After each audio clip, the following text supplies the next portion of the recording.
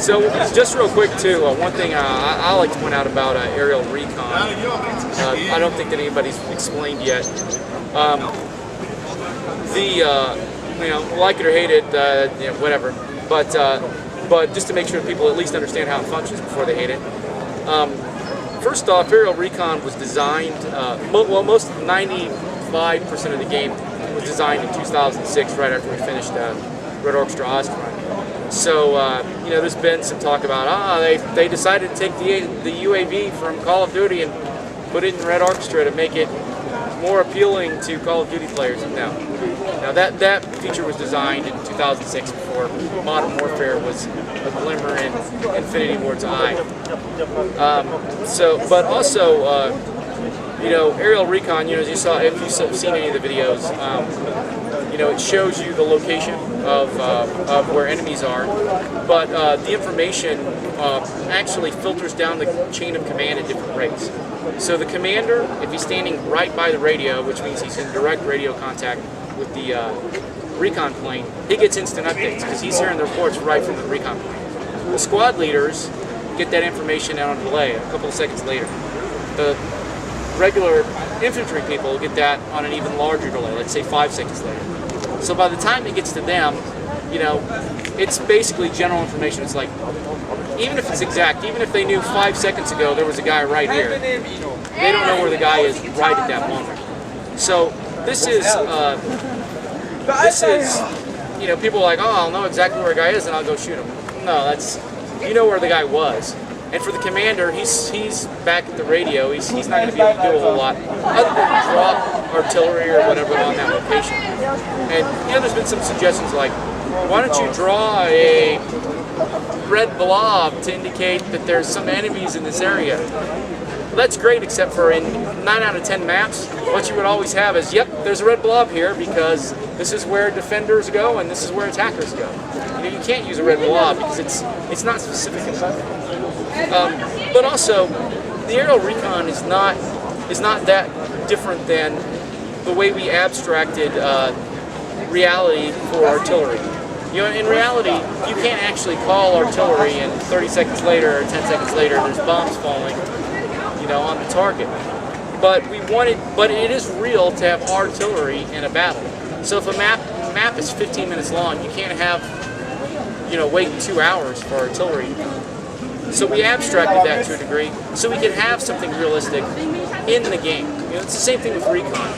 Sure, you know, you can't instantly call for a recon plane and have one instantly show up. But there are many occasions in a real battle where there's a recon plane circling the battlefield, and the commander can communicate directly with the recon plane and say, oh, you're circling the battlefield, fly over here for a minute and tell me what's going on down. So it's you know, it's about as realistic as artillery is. You know, for us, the most important things to keep realistic are the combat, the weapons, the way infantry work. You know, let's keep shooting people realistic. Beyond that, we have to abstract things to be able to get them into the shooter within the time frame of a multiplayer match. That's my aerial recon speech.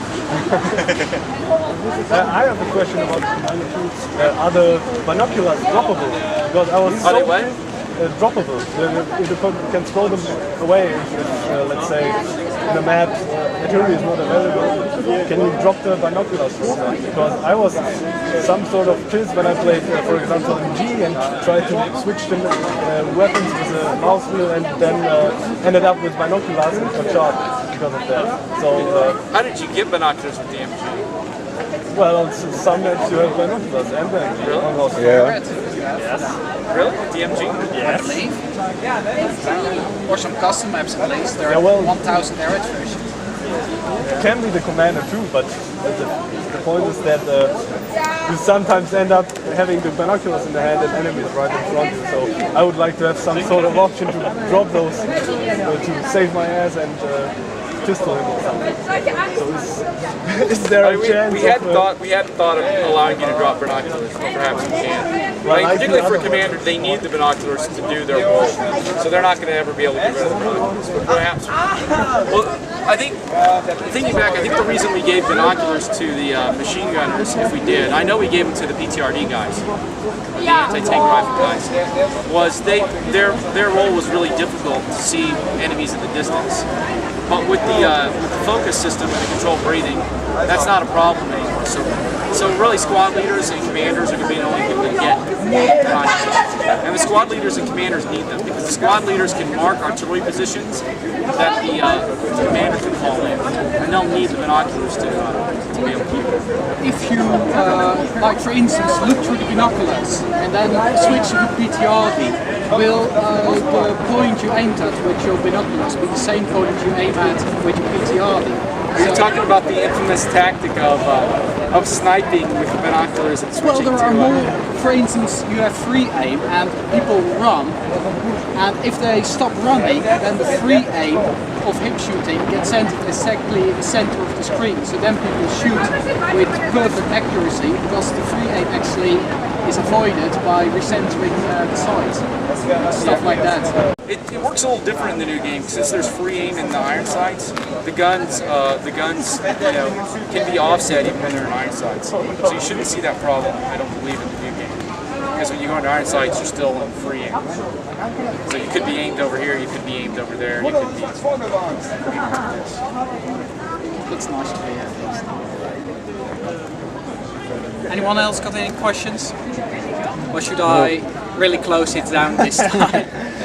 I mean, for the very beginning of the beta, it's going to start with our test team, our external test team. So if anyone that was a former tester of Red Orchestra or a current tester for Tripwire, those people are going to come first. So if you want to get the earliest access, come help us test. After that, we're going to expand it to what I call friends and family, which is going to be clans that we know and trust, organizations that we know and trust. This will be still part of the more limited beta. Eventually, it's going to ramp up to we're going to give out 20,000 keys, and everybody and their brother that pre-orders the game or whatever is going to get a chance to play the beta. So it's gonna go in stages over several months.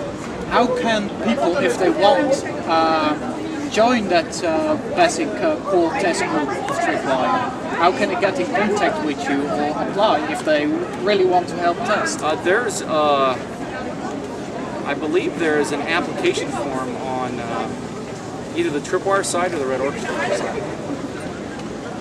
What do you like about what you're seeing in Heroes of Stalingrad? I personally like the different types of artillery you can call from the radio. Yeah, that's really nice. It's nice being able to put a mortar strike and not blow up half your team. Yeah. That's very good. Well, if there's one feature that I'm a big fan of that has recently we could see in the video is that you can select spawn. Yeah.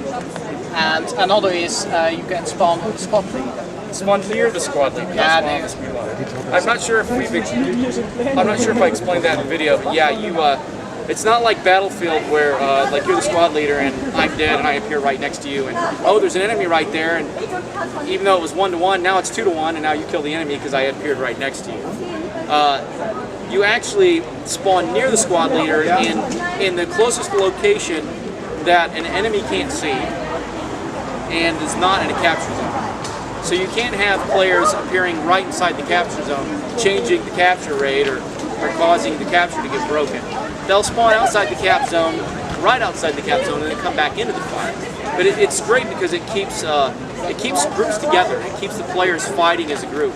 One of the issues in Ostfront was, especially in pub games, not so much in clan games, was that oftentimes you would run into people one at a time. You'd run around level out one player and you'd have one person fire fights.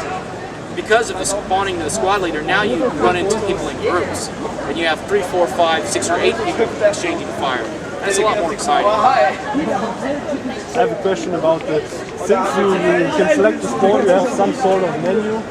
Is there any plan of doing some sort of ready checkbox when you're pretty much annoyed by always clicking the ready button after every spawn? So are you planning to do some sort of checkbox which automatically selects the last spawn?